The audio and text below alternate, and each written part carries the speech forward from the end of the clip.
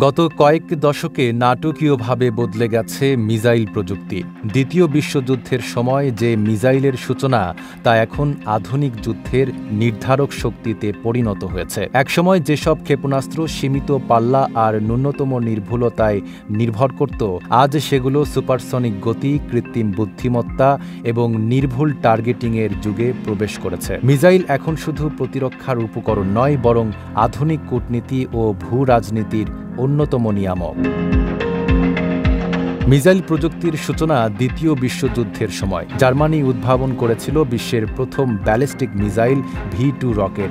এটি ছিল ৩২০ কিলোমিটার পাল্লার সাব অরবিটাল ক্ষেপণাস্ত্র, যা প্রথমবারের মতো শব্দের গতিকে অতিক্রম করে ভূমি থেকে আকাশে উঠতে সক্ষম হয়। সিল্কোর সিল্ক অ্যান্ড শাইন, যাতে আছে আর্গান অয়েল ও ওট প্রোটিনের গুডনেস, যা আপনার চুলকে রাখে হেলদি অ্যান্ড শাইনিং। শব্দের গতি ছাড়িয়ে যাওয়া এই ব্যালিস্টিক মিসাইলগুলো নির্দিষ্ট গতিপথে উড়ে গিয়ে লক্ষ্যবস্তুতে আঘাত হানতে পারলেও সেগুলোতে ছিল না আধুনিক নির্দেশনা বা গাইডেন্স সিস্টেম। এরপর শুরু হয় যুক্তরাষ্ট্র ও সোভিয়েত ইউনিয়নের মধ্যেকার শীতল যুদ্ধ। এই সময়ই তৈরি হয় ICBM বা মহাদেশীয় ক্ষেপণাস্ত্র, ক্রুজ মিসাইল এবং সাবমেরিন থেকে উৎক্ষেপণযোগ্য SLBM।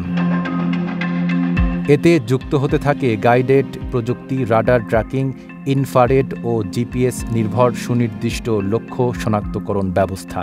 বর্তমানে বিভিন্ন দেশের কাছে থাকা হাইপারসনিক মিসাইলগুলো শব্দের চেয়ে ৫ গুণ বেশি গতিতে চলতে পারে, যা রাডার ফাঁকি দিয়ে যে কোনো লক্ষ্যবস্তুতে খুব দ্রুত আঘাত হানতে পারে। আধুনিক মিসাইলে এখন ব্যবহার হচ্ছে কৃত্রিম বুদ্ধিমত্তা। লয়টারিং মিউনিশন নামের কিছু মিসাইল শত্রু এলাকায় ঘুরে বেড়িয়ে লক্ষ্য পেলে নিজেই আঘাত হানতে সক্ষম। এছাড়া মাল্টিপল ওয়ারহেডযুক্ত মিসাইল থেকে একাধিক বোমা ছোড়া যায়। এগুলো ভিন্ন ভিন্ন লক্ষ্যবস্তুতে আঘাত হানে। এতে প্রতিরক্ষা ব্যবস্থা বিভ্রান্ত হয়ে পড়ে। মিসাইল এখন আর শুধু একটি অস্ত্র নয়, এটি আধুনিক যুদ্ধ এবং কূটনীতির অন্যতম চালিকা শক্তি।